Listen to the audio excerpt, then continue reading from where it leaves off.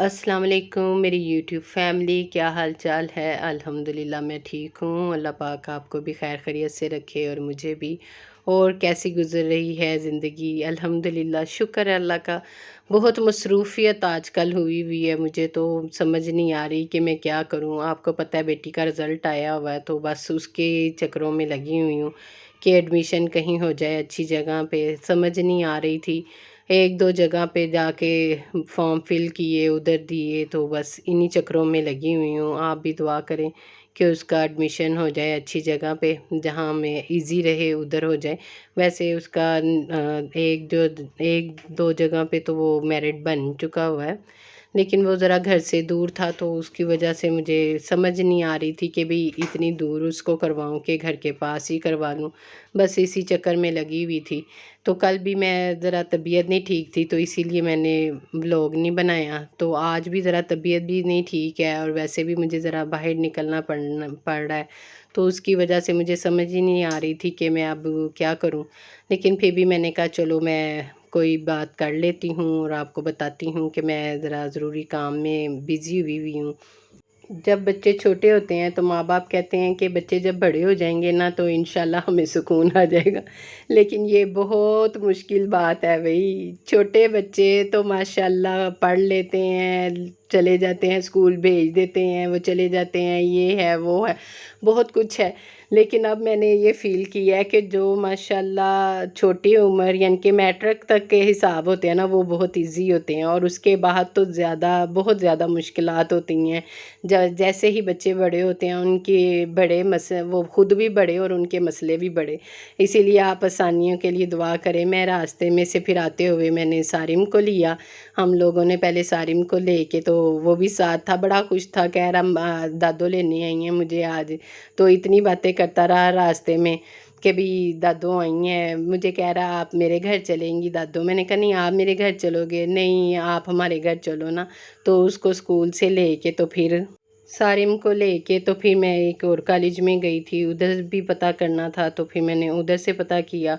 तो सारिम को फिर बाद में उसके घर ड्रॉप किया, लेकिन मैं घर नहीं गई उसके, क्योंकि ज़रा टाइम नहीं मिला मुझे, बहुत ज़्यादा मसरूफ़ थी मैं।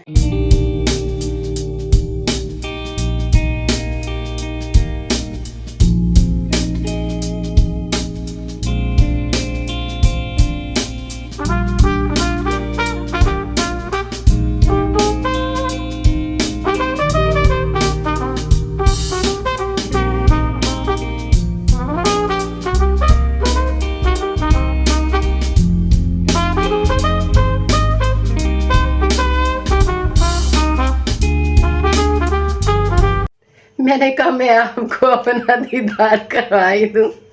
मुझे इतनी हंसी आ रही है कि मैं आपको क्या बताऊं। कल से मेरी आंखों को इन्फेक्शन हुआ है, उसकी वजह से मैं वीडियो नहीं बना रही थी। मैंने कहा मैं अब कैसे सामने आऊँ, मुझे समझ नहीं आ रही थी। तो मैंने कहा नहीं, फिर इस तरह तो मैं उदास हो जाऊंगी, 2 दिन मैं आपसे बात नहीं करूंगी और मैं अपनी शक्ल नहीं दिखाऊंगी, तो मुझे अच्छा नहीं लगेगा। तो इसीलिए मैंने आज सामने आ गई हूँ, ताकि मैं आपको बताऊं कि मुझे मेरी आइज को ज़रा मसला हुआ है, तो उसकी वजह से मैं ज़्यादा ही परेशान थी। मुझे समझ ही नहीं आ रही थी कि मैं ना तो मुझसे कुकिंग हो रही है, क्योंकि ज़ाहिर है इसमें आंखों में दर्द होती है, तो उसकी वजह से कुकिंग भी नहीं हो पा रही।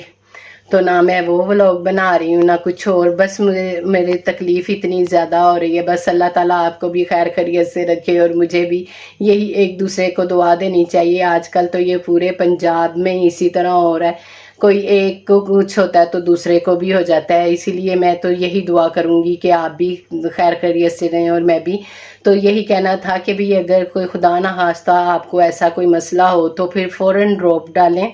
डॉक्टरों ने बता दिए हुए हैं, वो वाले ड्रॉप्स डालें, और इंजेक्शन वगैरह लगाने की ज़रूरत नहीं है। वो बताया गया है कि भी ज़रा कोई इंजेक्शन लगे हैं, पता नहीं शायद कसूर की साइड पे कि किधर, तो उनकी बनाई को मसला आ गया, बनाई चली गई उन लोगों की ना, तो इसीलिए कोई इंजेक्शन ना आप आइज़ में लगवाएं, क्योंकि ये प्रोसीजर कोई 2-4 दिन लेता है। 2-3 दिन में ही आपकी आंखें ठीक होना शुरू होती हैं।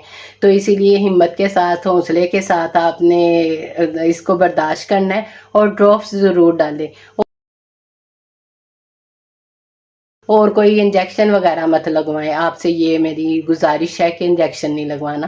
چلے میں اپنے ولاگ کو یہیں پہ بند کرتی ہوں، آپ سے اجازت چاہتی ہوں، اور آپ دعا کریں کہ میں جلد سے جلد ٹھیک ہو جاؤں، پھر آپ سے ملاقات ہوگی انشاءاللہ میرے نیکسٹ ولاگ میں۔ آپ میرے چینل کو سبسکرائب کریں، شیئر کریں، لائک کریں، کمنٹس کریں، کمنٹس ضرور کر کے بتائیں کہ مجھے اینک کیسی لگ رہی